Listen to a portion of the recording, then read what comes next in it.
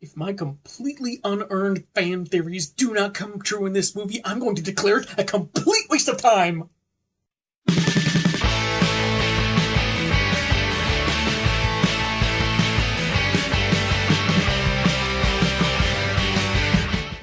Even the good movies have been getting pretty long lately, because for me, 2 hours is enough. More than that can be pushing it. 2.5 hours with some movies is do you really need this much time? This movie's 3 hours long, and I gotta say, it totally earns it. I never felt bored. I never wanted to check the time, other than, oh, this moment happened, I want to check the time. But, my battery died, so I couldn't. But it was a great experience. There was a lot of payoff, a lot of closure. Some character stories ended, others continued or started new chapters, and just great performances by the actors. The story had all these twists and turns that it might sound a little cliche, but they worked. What can I say? They worked. It is an experience, is what it is. And it's the culmination of more than 10 years of meticulous planning and effort and heart, and I think that's what's missing, and some other attempts at a shared cinematic universe. Because I keep hearing how the what is it, the Dark Universe with all the classic Universal monsters that they tried doing, it died before it got off the ground. Now, I've heard some people say, spoilers aren't a big deal, and, the couple of studies they did saying, oh, well, getting spoiled on something can actually help you enjoy it more. I'm not one of those people. I don't like spoilers, so when an Avengers commercial came on, I muted the TV, I avoided as much as I could for several days before I could actually see the film. And it's I don't think I could have enjoyed this more if I'd known what was going on. And I can't really talk about it without getting into spoilers, so let me just say, if you haven't seen it yet, if you've liked the other Marvel films, or if you've liked maybe half of them, highly recommended. Go see it. Watch this later, click watch later, or wherever you have to click. Watch this later, see the movie first. Because, dang, is it great.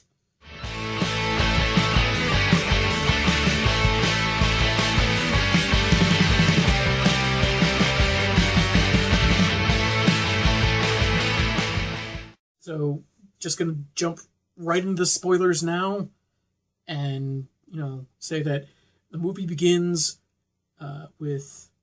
Well, technically it begins at Hawkeye's ranch, where he's teaching his daughter the finer points of archery. Then they get dusted, and I gotta say, I'm glad that they didn't really show them, because it's his family. It's his wife and 3 kids that just gone. And you see some of the remnants of his daughter, but you don't see anything happen to his wife or either of his sons, considering his youngest son is 4 or 5 years old.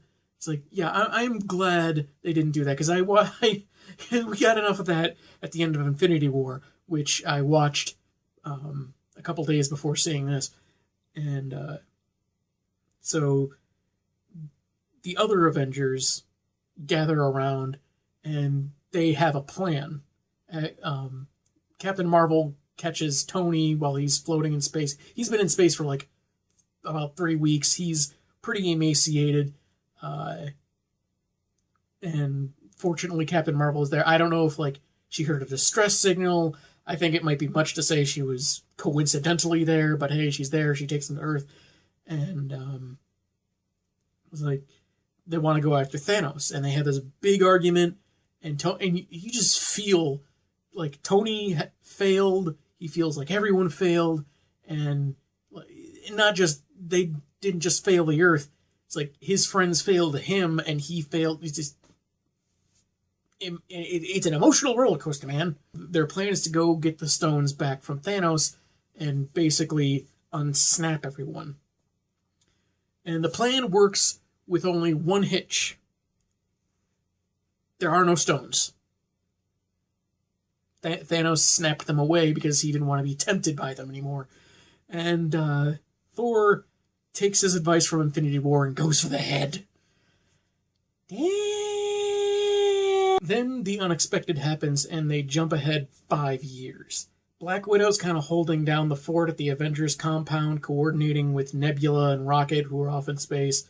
Rhodes, who's still searching for Clint Barton, who we get some information. He's not taking the loss of his family very well, and he's taking it out on some bad people.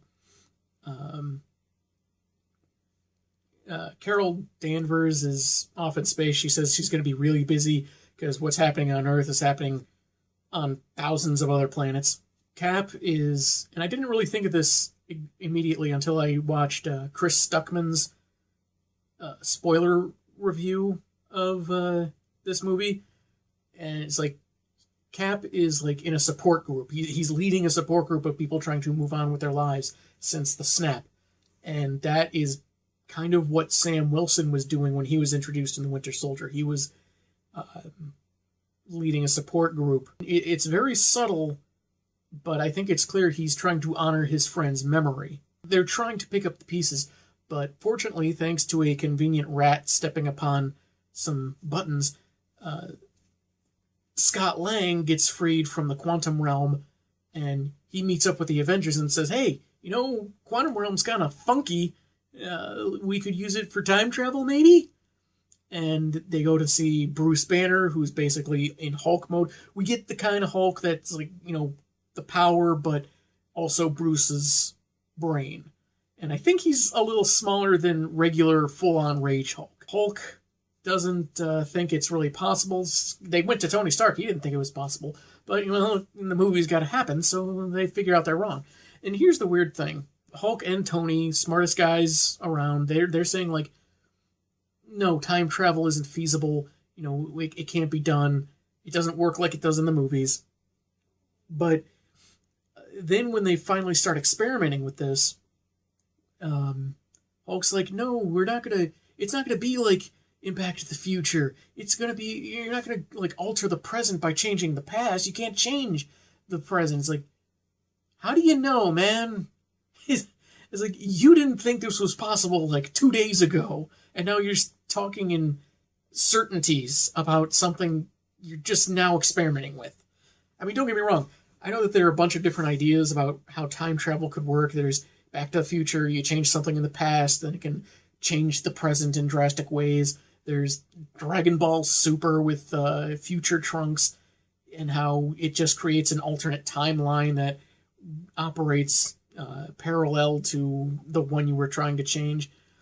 But it was just weird seeing him talk like, this is definitely what it is. I mean, maybe that was just for the story's sake, but it's kind of a nitpick anyway. Thor, who's in New Asgard, which I think is, they don't specify where exactly it is. They just show a road sign. They go to get Thor, and Valkyrie's kind of covering for him. She's kind of like an intermediary for, I guess, what are supposed to be the last remnants of, Asgard on Earth. And Thor is with some of his space buddies from Ragnarok, and like Korg and the bug dude, I forget his name. He really let himself go. So he looks like a blonde, depressed Santa Claus. I get that, like, he killed Thanos too late, and he doesn't feel like it was much of a victory, and he can't move on from what he feels is his failures. So he's basically spent his time watching cable and drinking beer. And one thing I think was a bit too far, threatening kids on an online game. I think that was just a bit too much. But they basically get the band back together with a couple more recent additions, and they're going to basically have some shenanigans in time through various movies and sometimes in between. They're going to grab the Infinity Stones from various points in time and use them to undo Thanos' work. And it's fun watching this happen because, some of them go to distant planets, some of them go to the first Avengers movie just after they've defeated the Chitauri invasion. And we get Cap versus Cap, and it's so much fun how it's like he think the past Cap thinks it's Loki in disguise trying to get the staff because it's got the stone in it, but and future Cap's trying he's kind of like saying, yeah, I know you can do this all day. I get it. It's like before we see that he finds his past self, he drops the S-bomb, just like Tony did in Age of Ultron. I was expecting past Cap to say, language! that would have been funny. I forget the planet's name, but Clint and Romanov went out to get the Soul Stone. And I actually wasn't sure who was going to be sacrificed, because I think it could have gone either way. Part of me was like, maybe Clint, even though he's there's that Disney Plus show that's supposed to be going, that he's gonna pass on the Hawkeye torch to someone else. It's I wasn't really sure, and then he jumps off the cliff, and there's that last second save by Black Widow, and oh, bye, she's hot. But it does have ripple effects for her teammates. It wouldn't have been enough just to have them travel through time. That was fun, especially when Steve and Tony have to travel to the 1970s to get both the Tesseract and the Pym particles to get back, because they only have so many in the present time. That was fun because Steve got to see Peggy again. Tony got to talk to his dad, found some connectivity there because Tony now has a kid. And present Nebula, her cybernetics are kind of crossing proverbial wires with her past self. So Thanos in 2014 knows about what the Avengers are doing. And so, of course, you got some time travel, you got two people from different timelines, a little switcheroo. And I wasn't sure what to expect, other than maybe she'd grab the stones or something, but she kind of let the Avengers do their thing. So they fashion an Iron Man gauntlet, and Hulk's the only one powerful enough to use it and survive. Just bring everyone who disappeared back to the here and now. And I think that was a nice touch. It means that stuff that has happened since, it still has its impact, but we get these characters back. I would have been okay with Thor kind of before Hulk snaps his fingers, Friend Hulk, could you please give me my good body back? Washboard abs and such. Please. It's but, he didn't do that. No sooner does Hawkeye get a call from his wife, then that's when Thanos has traveled through the time portal, thanks to the Nebula switcheroo, and fired missiles at the Avengers compound. Amazingly, they're relatively fine, and then it just leads into this big confrontation. One thing I didn't like in Thor Ragnarok was that Mjolnir got shattered. And I didn't like that because even though I'm not a big Marvel guy, I'm not a big Captain America or Avenger guy, I wanted to see Chris Evans wielding Mjolnir against Thanos. But Ragnarok basically threw that out the window. Then Thor, his puckish self, goes back to the era of Thor the Dark World to see his mom again. And after they talk, he wants to make sure he's still worthy, so he summons Mjolnir. That's got to be awkward for the Thor during the Dark World era. And what I found was weirder still was that he transported back to present day with the Mjolnirs. That's got to make things even weirder. But it wasn't until a couple of minutes after that. I think it was when we were checking in on either Rhodes and Nebula or Nat and Clint that it dawned on me. They can still do it. Cap can wield Mjolnir. And they did it! And it was awesome! Like, I'm sitting in the theater, and I'm like, yes! It was just so beautiful. And again, I'm largely a DC guy, but this was freaking amazing! And it only got better, because then he gets a radio transmission on your left. A bunch of magic portals open up, and we get not only the Avengers and the Guardians and Spider-Man and all these heroes and heroines that got dusted. We got the Wakandan army. We got all these mystics alongside Stephen Strange, and and they're all fighting Thanos' giant army, and it's a beautiful sight when they start punching each other. Yeah. I was kind of expecting Vision to show up, maybe, but I guess that wouldn't have made too much sense. I mean, he's technically a machine, so he could possibly be rebuilt, and I was figuring maybe that's what they would do during, like, in Endgame, like, early on, they say, oh, we managed to get, like, Vision more or less back, but he speaks more robotically and emotionless, and so forth, but they didn't do that. Scarlet Witch is back, and she ain't happy she lost her Robo-Man. They're trying to get the gauntlet back to Ant-Man and Wasp so they can send the Infinity Stones back through time. It passes from Hawkeye to the Black Panther, from the Black Panther to Spider-Man, and he gets backed up by Valkyrie, and at one point, Captain Marvel flies back in. She wasn't in the movie a lot, but I was kind of expecting her to show up towards the end. And it's like she just flies through Thanos' attack ship, and I'm thinking, you had a Hulk. No one thought of that? But, it gives her something to do. It was nice. It was cool looking. Danvers takes the Iron Gauntlet of Infinity Stones. Don't worry, she's got backup.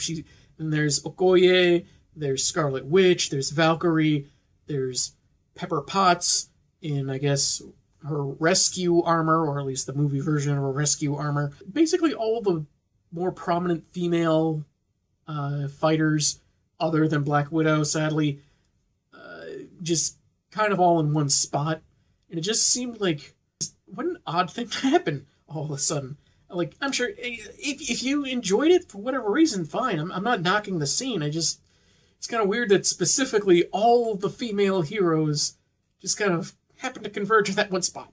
But hey, movies are full of those kind of wacky conveniences, and it by no means detracts from the film. It comes down to a big struggle to get the gauntlet, and Thanos finally gets it. He's about to re-snap. Tony comes after him. If Doctor Strange told him the one outcome where they win, Tony might not have done it. Tony goes after Thanos, and he gets knocked back, and Thanos is like, I am inevitable. Huh. I was under the impression this happened the way I wanted the first time. Then Tony applies the stones to his own Iron Man gauntlet, and says, I am Iron Man. Bam. Just so good. So good. And basically, Dust in the Wind plays again, but this time for all of Thanos' forces. And finally, Thanos himself. And I was kind of hoping maybe Doctor Strange would run up to Tony and, like, healing spell or something. Or like maybe use the time stone to like undo specifically his injuries, but not anything else. But no, it's doesn't happen. Tony gets surrounded by his loved ones, his best friend, his wife, a surrogate son, and in that moment I'm kind of feeling bad for Morgan Stark. Don't look at me. Open up another tab, just don't look at me. But keep the radio rolling. We get a few endings for various characters. The Lord of the Rings came to mind because that had like 20 endings. This has a bit fewer endings. I get the feeling like most of Peter's classmates probably got dusted because his friend Ned Leeds, who, let's face it, is just kind of like Genki from Ultimate Spider-Man, but called Ned Leeds. He's the same as he was before, and so I imagine it's just one of those things. Like, I kind of wonder how this, like, the kind of adjustment that so many people are going through. Not only like, oh, you're back after 5 years, I missed you so much, and but also like, wow, it's 5 years later. What? But obviously, it's easier for people who got dusted together. Everyone is attending Tony Stark's funeral. The Guardians, except not Gamora. Gamora died in Infinity War, but past Gamora came back to help present Nebula against past Thanos. And Peter Quill came up to her during the battle. It's like, you're back! You're back! But, of course, this is Gamora before she fell for Star-Lord, so she hurts him, and it's hilarious. And then she runs off. But at Tony's funeral, it's like basically everyone, like all his friends and allies, the famous people like Kirk Douglas as Hank Pym. Then there's Janet Pym. She's there. Nick Fury and so forth. There was this one kid that was behind Scarlet Witch, but in front of Agent Hill. I couldn't remember who he was from. I couldn't have it wasn't. I knew it wasn't Peter Parker because we just saw him with Aunt May. But later after I saw the movie, it dawned on me, the kid from Iron Man 3 that he tried to get in on the adventures. The kid he kind of made a connection with. It's been a few years, so gonna grow a little. It might have been better if he was left silent, but maybe if they had a couple lines of dialogue. But whatever, it was fine. Clint is mourning the loss of Natalia because they were close friends. There was this moment before either one of them tried taking the leap where their foreheads are touching. I'm like, please don't kiss. Please don't kiss. I know that his wife is gone, but no kissing. They're not a couple. I don't care what the fans think. They're not a couple. Don't try making them, don't have them make out. Fortunately, that didn't happen. Maybe they're not bringing Vision back. Because without the Mind Stone, he's, he might be a little lesser. Maybe they could still make a Vision 2.0 that's a bit more robotic. Thor decides he's going to leave the remnants of Asgard in the leadership of Valkyrie. And, she says, oh, they need a king. Oh, they already have one. It's going to be you. But I'm not a king. But they need a leader. Why didn't you just say leader? I don't know. So So Thor's gonna travel with the Guardians of the Galaxy. Maybe he'll lose the gut. I'm kind of like, I would have liked to see a more Thor in his more fit form fighting Thanos. Chris Stuckman made an excellent point. You don't need to look like a Maxim model to fight, the bad guys. The task of returning the Infinity Stones to their proper places in time falls to Steve. And they can bring him back 5 seconds after they send him, even though it could take weeks, months, however long for him. However, he doesn't come back. And Bruce is trying to figure out what went wrong. And it's probably especially hard because his arm is still in a sling, so he's got healing abilities. So I imagine it might eventually heal up good as new over the course of months, but they see an old man on a bench nearby, and Sam walks up to him, and yes, it's older Steve. He decided to stay at one point in time and have a life. You know with whom. The de-aging they've done for Samuel L. Jackson and Kirk Douglas and so on, they've done it amazingly well, but they did some old man makeup on Steve very well too. And come to think of it, they did the same for Peggy in Winter Soldier. It's that very convincing age makeup. which I imagine is not entirely just physical makeup, probably some CGI too. And essentially, Steve is bequeathing the mantle of Captain America to Sam Wilson, which I think is a nice touch. I do kind of wonder how, like, how a guy that looks just like Captain America was strolling through history for however long. I don't know how long, like what point he went back to. It could have been the 1940s, like just after he originally got iced and called Peggy, say, "Hey, I'm from the future. Let's have that dance," because that's a scene they have towards the end, just them finally getting to dance. Could have just, maybe could have whispered in Tony's ear, "Hey, before you save the world, could you snap my girlfriend to be, present and alive in this era?" I think I might be missing something, but it just, some stories concluded, others continued. It's just done all so very well. And, I look forward to more Marvel movies with the path they've gone on. I've loved Chris Evans as Captain America and Robert Downey Jr. as Tony Stark, but I think they've earned these conclusions. They have a lot of, not just during the time travel, but throughout the movie, there are callbacks and nods to previous films in the franchise. One might even say that having Yvette Nicole Brown in the elevator with Captain America is a nod to Dan Lee Pudi in Winter Soldier, because they were both in Community and they made cameos in the Marvel movies. I might be stretching for this, but I don't care. Even with the 3-hour length, I can't think of a lot I didn't like about the film. Yeah, Thor threatening a kid over an online game was a bit much to show how far he had fallen. I think there's a scene where they're talking with Bruce in a diner, and some kids come up, they want a selfie with Hulk, and, Scott Lang's, "Hey, you want a selfie with me? I'm Ant-Man." And they're like, "No." And it's like, that goes on a bit too long, beyond the point where the whole, "Oh, it's so embarrassing," it's kind of went past the joke.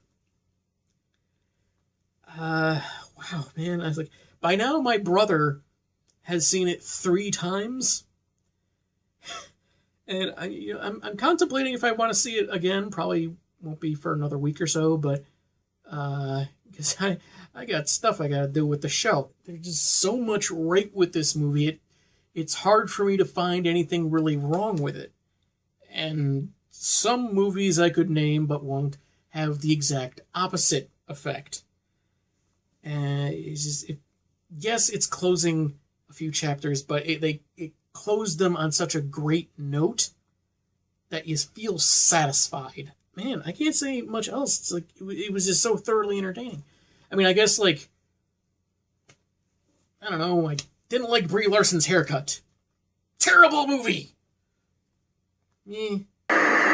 Okay, there are some things that I wanted to say that I didn't get a chance to when I was recording, and it's getting late and I'm kind of tired, so I'm just going to say them here. Something I thought of while I was editing this, it seems to me that if they wanted to, they could introduce the character Patriot into the movieverse.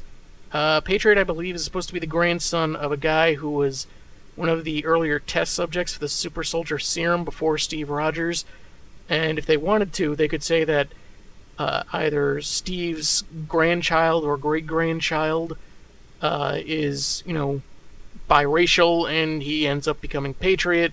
Maybe there's some kind of atavism with the super soldier serum and the genetics. I don't know. They could do it, is what I'm saying.